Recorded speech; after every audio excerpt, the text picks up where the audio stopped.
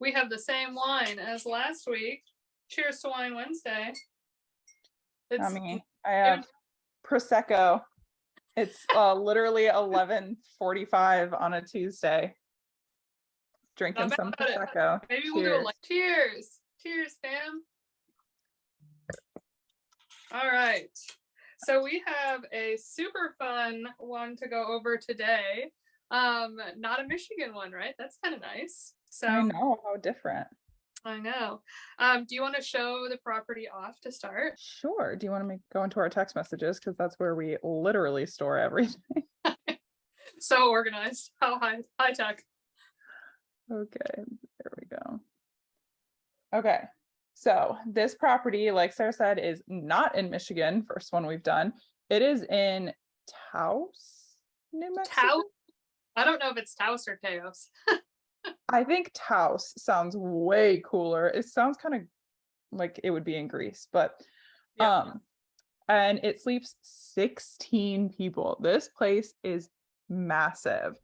But so it's in New Mexico, so the architecture of the building itself is way different than the ones we've been showing in Michigan, because Michigan is very like woodsy, stuff like that. So this one is definitely out like a completely different style.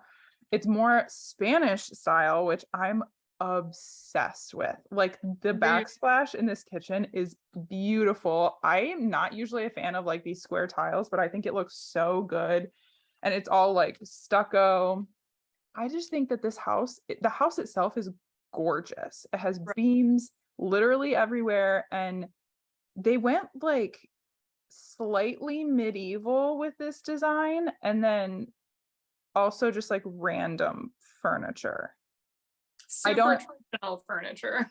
Yeah, traditional furniture. And then there's like axes and like castle stuff on the walls, which I was like, I just don't understand what direction they thought that they were going in.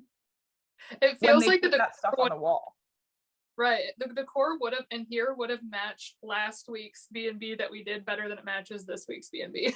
Yeah. And I don't know. I just think the house is so pretty. It has like stained glass windows, and it, in my opinion, the design doesn't need to be crazy to make this house gorgeous, because the house itself is so beautiful.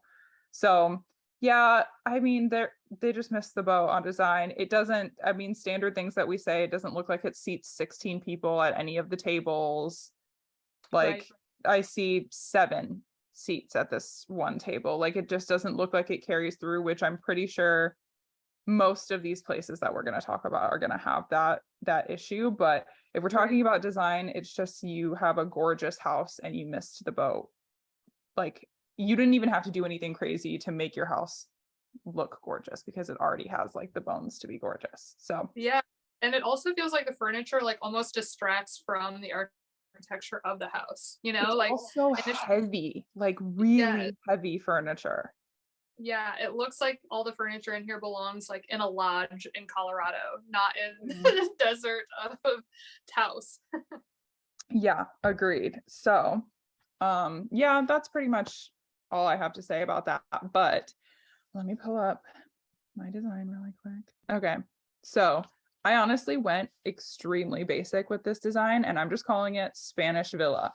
I want like everything in it to just bring out the natural architecture of the house. I don't want to take away from that at all. So it's really organic fabrics, like using warm and cool tones to kind of contrast each other.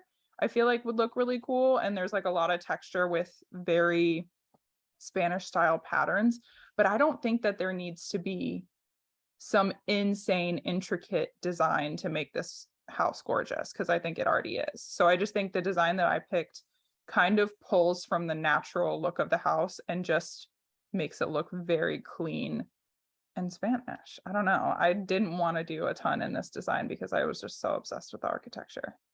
100%. It's funny because mine, like when I show you mine, yours is like a muted version of mine. And this was like the initial thing that I was like leaning towards as well, where I agree. I think that it needs to like uphold that like Spanish Southwestern style that it's got going on, but totally agree. It's like in the existing B&B right now, all of the like like the comforters and everything that are on the beds, the pattern, the texture, like everything of them just like doesn't support the existing architecture. Whereas like you look at your top left hand picture right here, and that's what I imagine the beds should look like, is like solid colors with this like beautiful linen.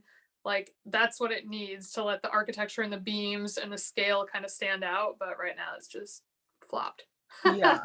Yeah. And like none of the furniture, you don't want the furniture to feel super heavy, but you kind of want it to look sort of antiqued a little bit, because that just goes really well with that like Spanish or Southwestern style. But like doing like a bulky dresser, but like a really thin iron bed frame would look really nice in there. And I don't know, I just think that house is gorgeous. And I think like pulling from the backsplash, like inspiration from the backsplash colors, instead of just like throwing, they have like dark chocolate brown couch in there. And I'm like, okay, I don't really understand where that came from. Like a wooden dresser that's that color would maybe make a little more sense with some like tans and stuff like that, but it's literally just a chocolate brown couch in the middle of a room and like nothing else. Yes. I saw this TikTok yesterday that was like do's and don'ts of interior design. It's like if the piece of furniture has cup holders, it's a no. That's such a good thing. That's so accurate. I would not. Absolutely not. And the funny thing is, like, my parents would love that, because that's like they want the convenience of a cup holder more than they want aesthetic, right? So like if that's what you're going for in your personal home, absolutely. But Airbnbs have to be aesthetic. So don't put any furniture with cup holders in it in your house, please. Unless it's a theater room and you've got theater chairs. That is yes, theater room, theater chairs, totally fine. Not anywhere else. Oh my gosh. Yes. Okay, love it. Let me show you mine. So I decided to go a little bit more punchy than yours, or a little bit more saturated than yours, strictly because it's a B&B. So if this were my house that I was moving into, I would have gone with your color palette 100%, because I think it makes more sense. It's more neutral, it's more timeless. But when I did a little bit further of a deep dive in Taos, and people who were doing a really great job with this like Southwestern Pueblo style house, a lot of them had that like very neutral palette. And so I was like, okay, how do we, take the idea of like what we were doing with apartments in DFW, where everything is all white walls and everyone's doing this like neutral modern design, and how do we like elevate it a hair? So this top left-hand picture with the like all blue Pueblo walls was the main inspiration, because that is not blue. Teal. Oh my gosh. I'm gonna go ahead. We're gonna have this conversation afterwards. Okay. Continue. For all of you watching this, I need you to know this is an ongoing thing. Emily considers seafoam a green. I consider it a blue, and it's just one of those things that like I thought there was no way I was wrong. And we were at a restaurant one time, and we had a friend wearing this color, and I asked like 5 people, I was like, blue or green, and all of them were like green. And I was like ready to put down my next paycheck on that everyone would say blue. It just maybe I'm colorblind. I don't know. Interior designer that's colorblind. That's great. Oh, you said blue, and I was like, that is not blue. Teal, turquoise, seafoam. Maybe green. But anyway, regardless, I saw this giant green wall, and I was like, you know what? Like, it would kill me to like paint those existing walls anything other than that white. But with that being said, I just think that this is like striking, right? And like a sea of all of them looking very, very similar, this is a way that you could really, really stand out from a marketing perspective. And then also really heavily playing with like the typical Southwestern style that they've got everywhere in Taos is like very modern, very organic materials, very natural.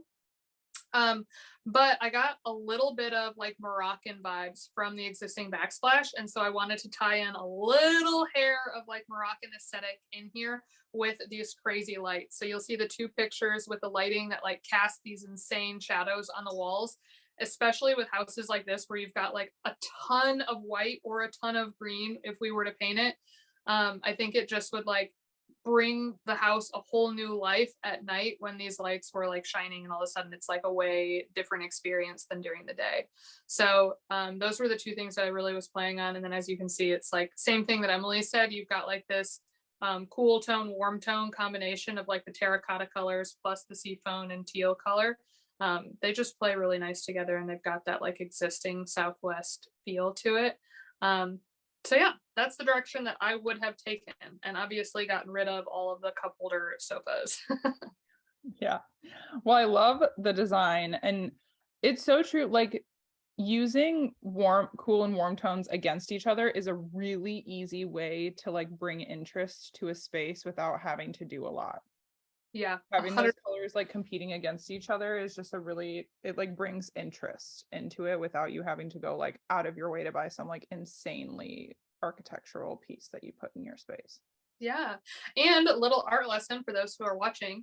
In the gazillion art classes that I've taken in my life, people always talk about complementary colors. So if you look at a color wheel, blue and orange are opposite of each other, purple and yellow are opposite of each other, and red and green are opposite of each other. And so any variation of any of those tones combined is going to be the most eye-catching color combinations that you can make. So like here we've got something that kind of hints towards a blue and something that hints towards a green, or sorry, towards an orange. And those just tend to complement each other. So we've done that several times with like apartment complexes that we've designed in the past, where we were super intentional about complementary colors, specifically to be like really punchy when you're scrolling through a million different options on the Airbnb page. Yeah, So I love yeah. it. I love Moroccan design. I love that style. I think it's gorgeous. I do too. I do too. Well, now we have to go buy a house in Taos so we can do this. I guess. Yeah, I don't think without having like the stucco and the architectural style that they build in like New Mexico and Arizona, I just don't think this design works in another type of architectural house. Totally agree. Totally agree. Like you'll see some of this in like maybe Joshua Tree, and that's about it. But it's got to be like very Southwest for it Very to work. deserty. Yeah. Yeah. Oh my Well, God. beautiful. Well, cheers to another Wine Wednesday. I really like these. I think this is like a little highlight of my week. Oh my gosh, it's so fun. I'm just like getting to be creative. Like when I was putting together the mood boards for my own listing or like my own place that we're buying, I was having so much fun. And I was like, I miss that part of it. Like, I Yeah. don't miss the craziness of like, sorry to the clients that we had, but I don't miss the craziness of working with clients because we were like creatively restricted, right? But now when I just get to like with these, we literally can do whatever we possibly want because it's not probably not actually going to happen. But then also with our own, I'm restricted a little bit because of the style of the house and where it is, but I get to have fun and decide. It's such a fun way for me to be creative again, and I missed it so much. It's like brought this like creative energy back to me that I just want to keep making mood boards now. Yes. And for any of, we had someone this morning ask us about partnerships on our Tip Tuesday. And I was like, yes. And I almost included in there, I was like, if you're going to partner with us, like, just please understand that the creative freedom is like our one driver. Like, if you're going to be a partner with us in any way, shape, or form, and you're going to like have opinions on what the aesthetic looks like, it's not a good fit because that's just one area that I'm like literally not willing to compromise on at all. Yeah, there's just we have to be able to just like do what we know how to do because we've done this how many times now, like we know what we're doing, so don't restrict us. That was like the worst part. Definitely the worst part. Well, any of our listeners who are listening to this, if you have a property that either you own or you think is like a flop Airbnb that you've come across and you want to send it to us, throw it in our DMs and we will include it in one of these episodes. So thank you for watching, and we will catch you next time. Bye.